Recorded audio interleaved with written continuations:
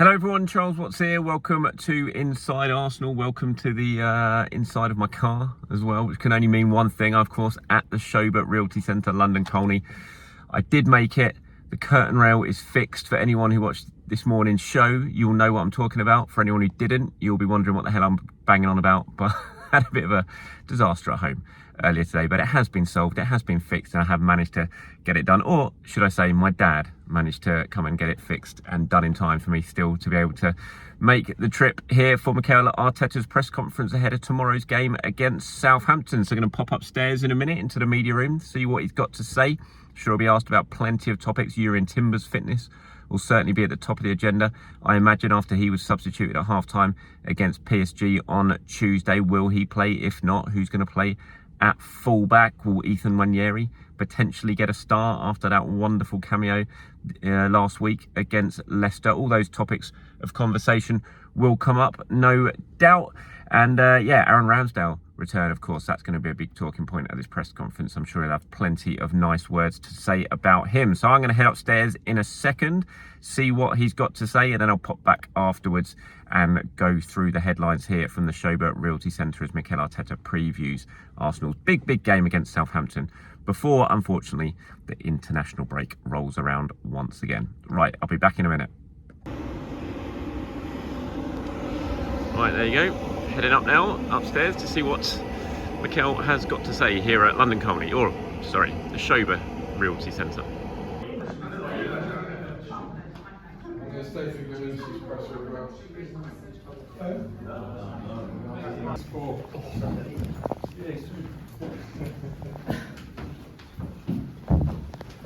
Right, so that's me back home now from London Colney, having spoken to Mikel Arteta ahead of tomorrow's game against Southampton. As I just said, lots was going to be discussed today. I thought it'd be talk about Ramsdale.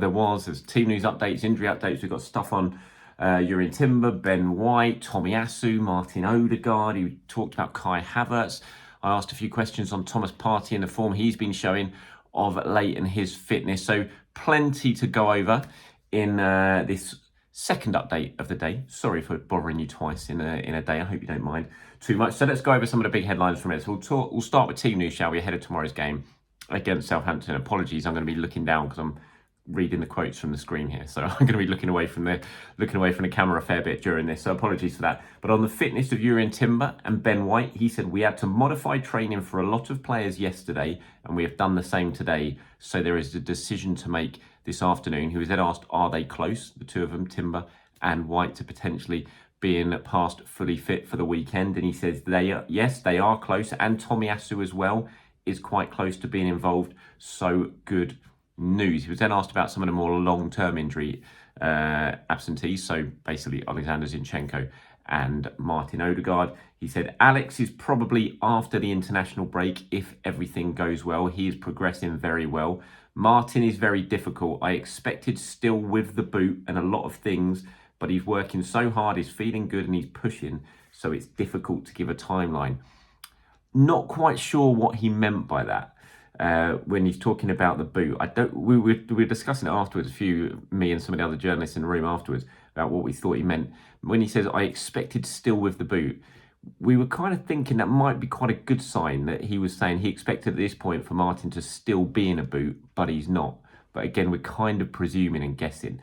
We didn't have it sort of, we didn't have a definitive answer on exactly what he meant. So whatever, look, we know Martin's still a fair way off, as we discussed in the earlier show. I mean, Solback and the Norway manager has been speaking about it during the incident when he announced the Norway squad, and he said he's still far away from being included for Norway. So, you know, as I said, November's the date I've got in my mind for Martin Odegaard. That's what people have sort of been relaying to me, but we shall wait and see on that. So that's the latest team news. Good news on, obviously, the fact that Tomiyasu now very close to being included in the squad, could potentially be involved tomorrow, and Timber and Ben White, a late decision is going to be made. I think the key thing is here that I just don't think any risk needs to be taken whatsoever on either of those players. On Kai Havertz, he was asked, I mean, if Kai Havertz scores tomorrow, that's 7 home games in a row that Kai Havertz has scored in for Arsenal, which is a fantastic run of form for him. And he was asked, could Kai all the talk about Arsenal is Arsenal needing a 20-goal striker. Could Kai be that man? Can he score 20 goals for you this season? And he said he certainly has all the qualities and he certainly has the ambition to do that. In the end, scoring goals sometimes is about very small details and a lot of things have to go for you, but he's got it and his mindset has changed a lot in regards to that. He certainly has the ability to do it, in my opinion. I think he does. I think when you look at the numbers of what he's been serving up, not just this season, but from the moment he was basically moved forward to play that striker role, so in 2024, basically, his numbers suggest he's going to be, as long as he stays fit and he stays on this current run of form, he is going to be very, very close to the 20-goal mark for Arsenal come the end of the season. So I wouldn't at all rule out the possibility of Kai Havertz scoring 20 goals this season for Arsenal. And so hopefully he can continue that run of form tomorrow against Southampton. But if you do that, he's going to have to score against a certain Aaron Ramsdale, who'll make his first return to the Emirates after his move to Southampton. As you can imagine, the press conference was fairly dominated by talk of Aaron Ramsdale. And this is what Mikel Arteta had to say about him. He was asked, have you spoken to him since he's gone? And he said, I called him straight away after I got the news that the deal had been done. He's a player we loved a lot, very charismatic. He really put his fingerprints here at the club in the way that he was. It will be good to see him on how hard it was to let Ramsdale go. He says it is personally because I was very grateful for what he did when we signed. There was a lot of noise around him. We helped him to create an environment that he needed because we believed in his potential and he showed it. He won the respect and admiration of us all.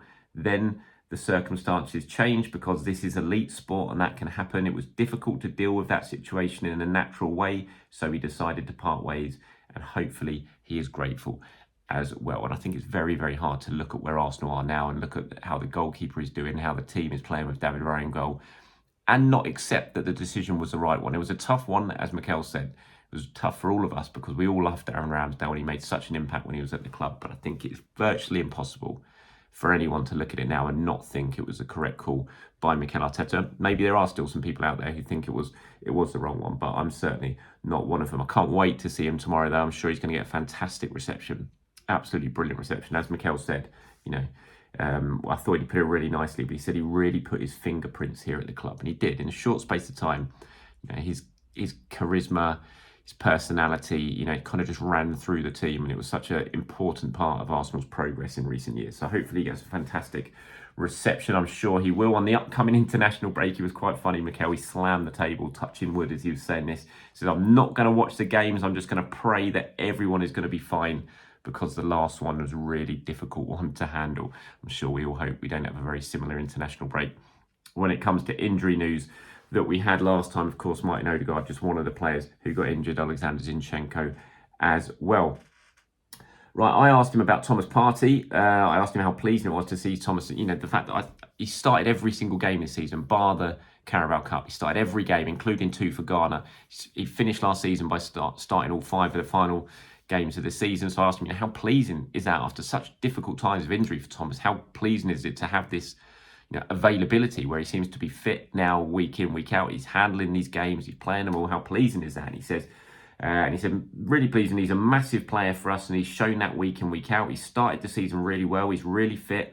The way he came back post-holiday was probably in the best condition that he's been in, which was really helpful as well. Now he needs to continue to do that. We have managed certain minutes with him in the right way and the team is doing that. And then he's doing everything he can as well to be in the best physical condition. I asked him if this was the best form, if Thomas is getting back to the best he can be.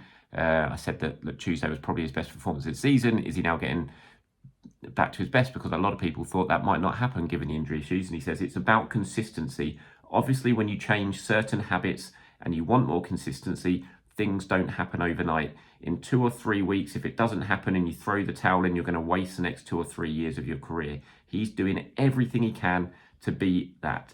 I think his work ethic has been better than ever. Defensively, he's been really solid, and with the ball, he's had his moments. They probably were his most complete performance. So he said it. Tuesday was probably his most complete performance because he gave us everything, and we want from him, and he can deliver that. So that's really interesting there when he just talks about that Thomas came back in the summer in the best shape that he's possibly seen him in, and that he's maybe changed a few things. His habits have changed a little bit. And that seems to be benefiting him in terms of his fitness and his overall availability. I then also asked if he's playing to earn his new contract now, given he's got a year left in his deal and he's got added competition coming in with Mourinho. He fudged the question, to be honest. He just said, we play him to find our best version and be the most competitive team that we can be and try and win every single game. Just a classic Mikel Arteta avoiding the question type answer. But there was plenty more stuff from him there in terms of questions that were being asked during the press conference. You can go and find the full transcript of that on arsenal.com if you want to go and read it. We didn't really get any more clues, I would say, in terms of who is definitely going to start this weekend and who is not. We'll find out if Ben White and Jurgen Timber are involved in the squad. Tommy Asu as well, very, very soon. It'll probably emerge overnight. Actually, it normally does on Twitter. Someone sees who travels to the team hotel and who doesn't, and team news starts to emerge. Sit over there. I'm in the press box tomorrow, so I'm not in the stands. I'm in the press box covering the game for Goal, so I'll be doing all my usual stuff from there, all live match updates as well. Try and do a show in the morning, just going over my predicted 11, that sort of thing as well. We've got some more stuff from Mikel Arteta to discuss in terms of what he said in the embargo section at the press conference, which of course the quotes will go live a little bit later on today, 10:30 p.m. UK time. Until then, everyone have a fantastic end to your Friday. Enjoy the start of your weekend. I'll be back to do it all over again in the morning. Have a good one. Speak to you later. Bye-bye.